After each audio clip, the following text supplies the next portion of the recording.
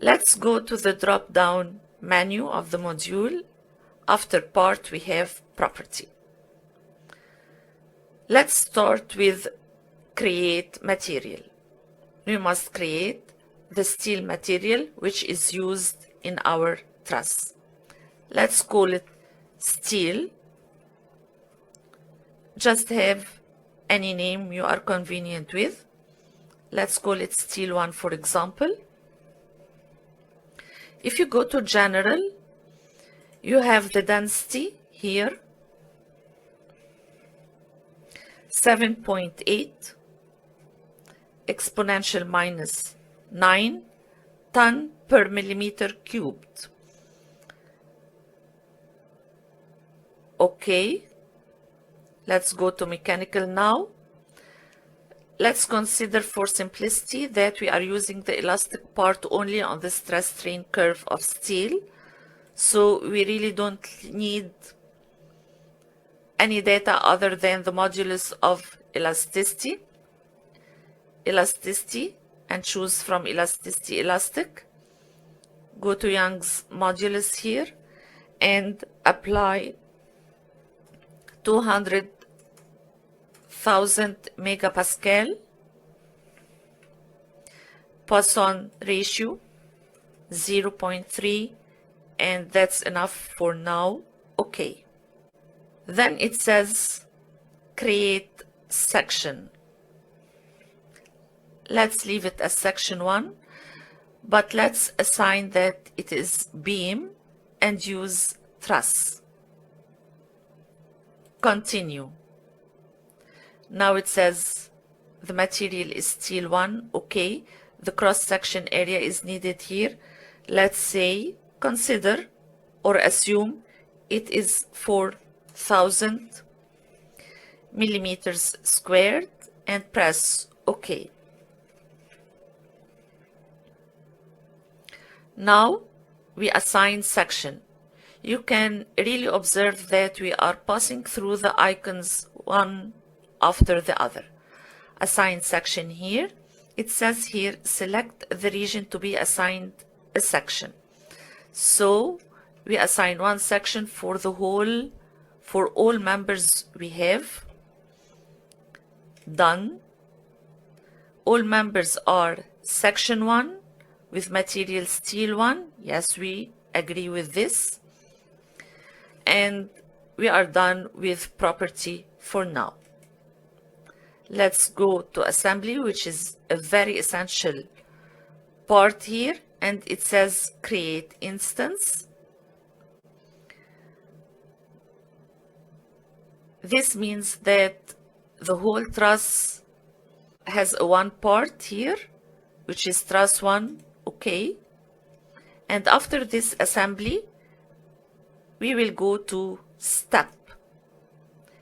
It says here create step. Let's call it step 1 or call it linear, call it whatever you are convenient with.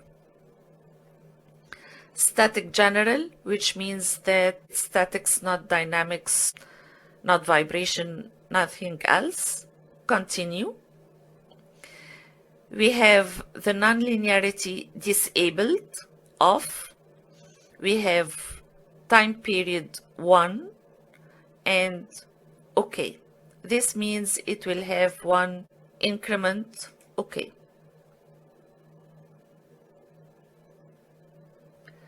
After step, we go to the load. We don't have really any interactions here.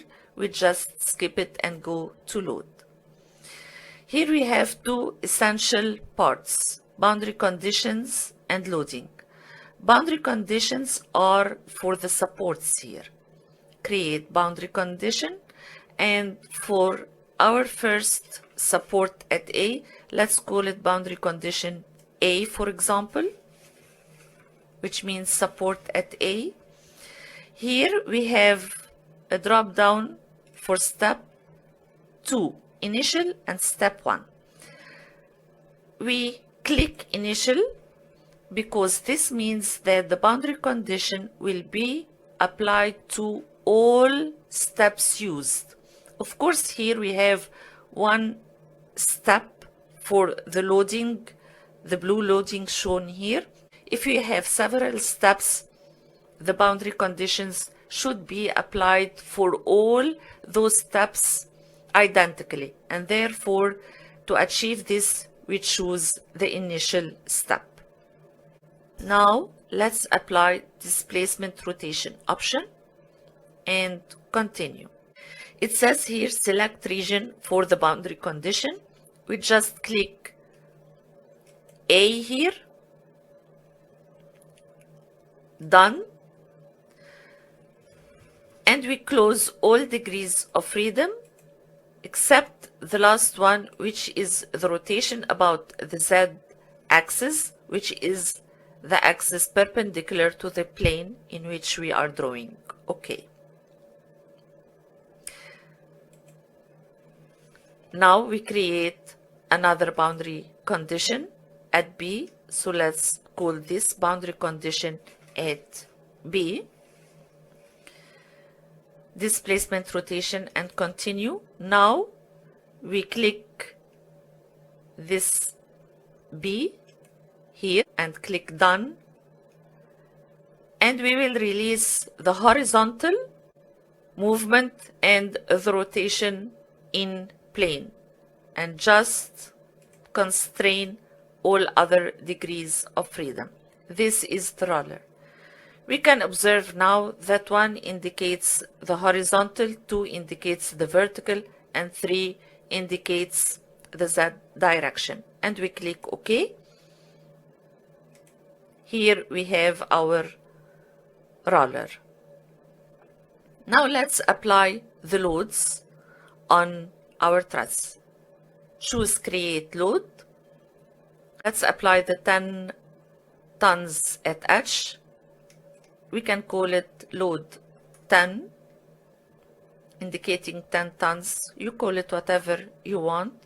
Let's change the step here to step 1. And we use concentrated force. We continue. And we select the point for the load here. Select it from the sketch. Done. And we apply in the Y direction, which is the second degree of freedom, a load of minus 10 tons, which indicates that it's pointing downwards. In the negative Y direction, click OK. Now let's apply the 6 tons here. Let's call it load 6, for example. Concentrated force. Continue. It says down here, select points for the load. Let's choose G here. And using the shift to add to our selection, we click the corresponding joint here and click done. Apply in the negative Y direction this 6 tons. Okay. Now we are done with the load and we start our mesh. The mesh here is very simple and we really should go through 3 steps. First, let's seed the edges. Here, this icon. Okay. There is one missing step here. We should activate the part, truss 1.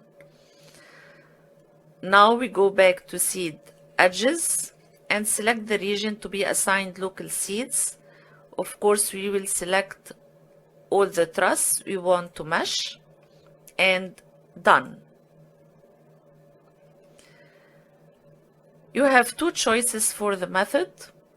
Either select the size of one part of the mesh or select by number. This selection allows you to have a definite number of elements for each member of the truss. Let's say we just want to have 1 element for each member. Number of elements here equals 1. which means that each member here will be just divided into one part, and click OK. Mesh part here, which gives the order of apply the selected mesh. OK to mesh the part, you click yes here. And the third step, assign element type here. We select the whole truss again, click done, and we just scroll here to have, instead of the beam, truss.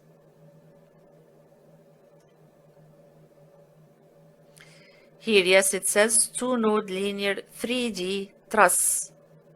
That's okay now. After this mesh is completed, we just go to the following step. Of course, we have no optimization here. We just move to job.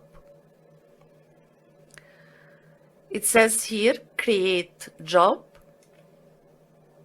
So let's call it job 1 or call it whatever you want. Continue. Now just click OK. On the right of the icon, we have the manager of it.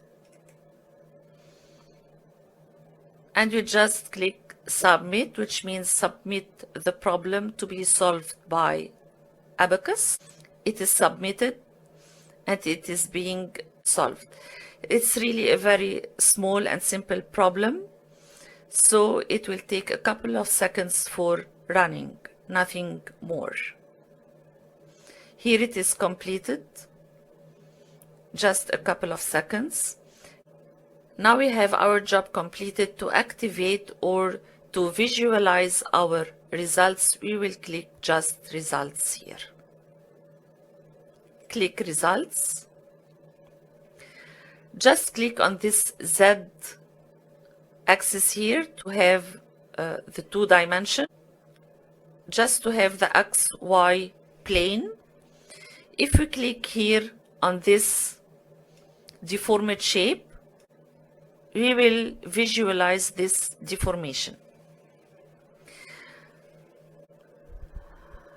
Now let's investigate a force in any member. We have this problem previously solved in our course.